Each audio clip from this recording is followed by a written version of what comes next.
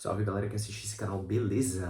No vídeo de hoje precisamos tratar de um assunto extremamente importante. Vocês sabem que nesse canal aqui nós tratamos sobre as leis do dinheiro e as leis do poder. E tudo isso aí que tá rolando entre Venezuela e Guiana tem um fundo, um pano de fundo muito maior do que talvez você possa imaginar. Então, nesse vídeo aqui eu vou explicar para vocês o que realmente está acontecendo lá e por que que, na minha opinião, né, nós aqui no Brasil, em todas as esferas, vamos ser influenciados por esse conflito que nada mais tem o intuito do que trazer instabilidade para uma região que é muito importante para os grandes impérios do mundo. Então, se você curte esses assuntos, recomendo que você fique comigo nesse vídeo até o final, deixa o like, compartilha esse canal aqui com um amigo. Se você ainda não é inscrito, se inscreve aí também, qualquer botão aqui embaixo. Então, vamos direto pro assunto que tá rolando aí, porque ontem a Venezuela passou o famigerado referendo, que todos nós sabemos que de referendo não tem nada, e como o próprio Lula disse, o Maduro vai fazer qualquer coisa para conseguir aquilo que ele quer. E o que está rolando lá entre a Guiana e a Venezuela remete ao petróleo, remete a algo que influencia a economia mundial e faz com que os preços dos barris de petróleo aumentem ou diminuam. Então, recentemente, as petroleiras americanas, né, e as petroleiras europeias descobriram na Guiana uma bacia de petróleo que é quase do tamanho, e a Guiana, território desse tamanho, descobriram uma bacia de petróleo que é praticamente do tamanho da bacia de petróleo da costa brasileira inteira, né? Aquela região ali é chamada de Amazônia Equatorial. Então existem riquezas antigas ali na região de Essequibo. Você tem ouro, você tem petróleo e essas riquezas naturais aí, naturalmente, por a gente estar falando de um país pobre, né? A Guiana nunca explorou a região de Essequibo, naturalmente você tem uma região ali praticamente virgem. Você tem um petróleo, uma região de petróleo que não era explorada e você também tem uma região de mata que é completamente fechada. Então, as petroleiras americanas, as petroleiras europeias começaram a explorar a Guiana e a riqueza da Guiana aumentou absurdamente nos últimos anos. O PIB da Guiana foi um dos que mais cresceu na América do Sul. A gente está falando aí de um aumento de PIB de 30%, uma diminuição da pobreza de 40%. E aí, naturalmente, o teu vizinho é um cara que é um ditador, que não está nem aí para a população, mas é um cara que adora riqueza. E geralmente os ditadores adoram riqueza, adoram ostentar. E aí ele enxergou na região de Essequibo uma possibilidade de ter acesso a essa saída do Mar da Guiana, né? Então o que que o Maduro faz é dizer que vai invadir a Guiana e traz sobre o próprio Brasil uma responsabilidade de intervir ou não. Isso influencia diretamente na soberania nacional, porque para adentrar esse quibo, a maneira mais fácil é através de Pacaraima. Quem já foi até a Venezuela sabe que Pacaraima é a última fronteira entre Brasil e Venezuela. Você tem Pacaraima, tem Boa Vista, tem a estrada, tem Pacaraima e tem Santa Helena.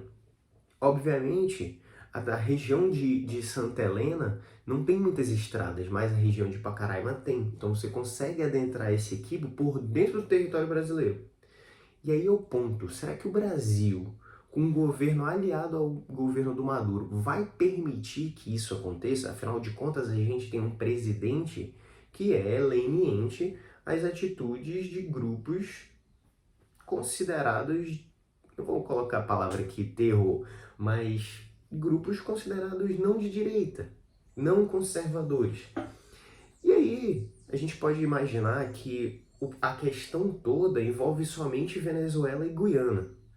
E se fosse só a Venezuela e Guiana, show de bola, seria excelente nos posicionarmos, tomarmos um partido, defender a soberania nacional, né? criar todo um ar de superioridade e dizer, não, Venezuela, você não vai passar pelo território brasileiro. Mas, ao longo dos últimos anos, eu venho ido diversas vezes aos Estados Unidos. E os Estados Unidos, na minha opinião, é o grande manipulador desse jogo político mundial. Os Estados Unidos é hoje o que um dia foi Roma. Os Estados Unidos é hoje o que um dia foi o Império Britânico, o que um dia foi a Grécia. Então, a manipulação da narrativa, a implantação de pessoas estratégicas em cargos estratégicos, como, por exemplo, a presidência de um país, fazem total diferença para que os Estados Unidos alcancem seus objetivos no longo prazo. Então, recentemente, os Estados Unidos se aproximou da Venezuela, o que torna de tudo isso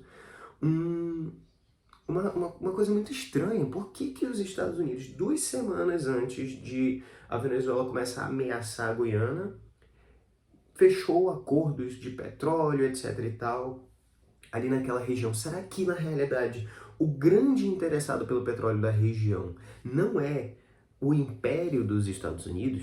E quando eu falo isso, às vezes as pessoas falam assim, não, mas os Estados Unidos é um país bonzinho. Cara, os Estados Unidos é o grande manipulador da narrativa. Quando a gente olha para os grandes impérios têm a capacidade de comunicação.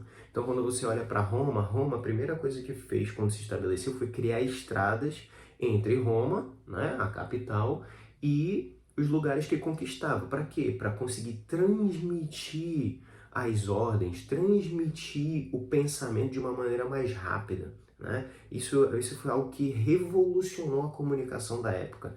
Quando a gente olha para a Grécia, por exemplo, os grandes pensadores, os grandes filósofos eram aqueles que manipulavam o pensamento das regiões que a Grécia conquistava.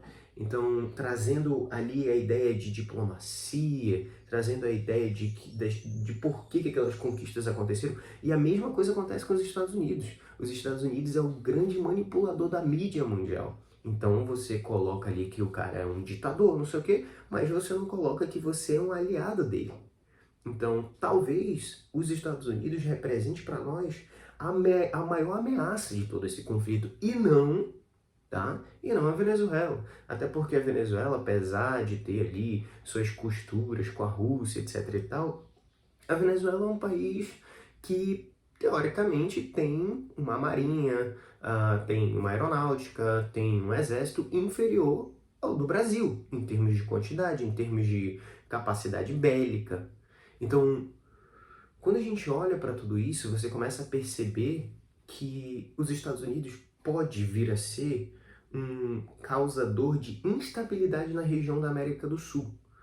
Isso se comprova através dos despojos de guerra. Por que os Estados Unidos invadiu o Iraque? Por que os Estados Unidos invadiu o Afeganistão? Por que os Estados Unidos, ao longo do tempo, travou tantas guerras? Quando você visita os Estados Unidos têm diversos museus. Você entende por que para aquele país era importante estar no máximo de regiões possíveis.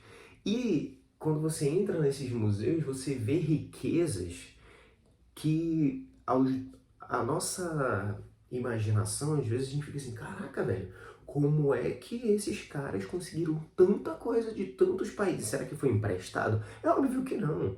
A guerra traz para si despojos, e os despojos dessa região são riquíssimos.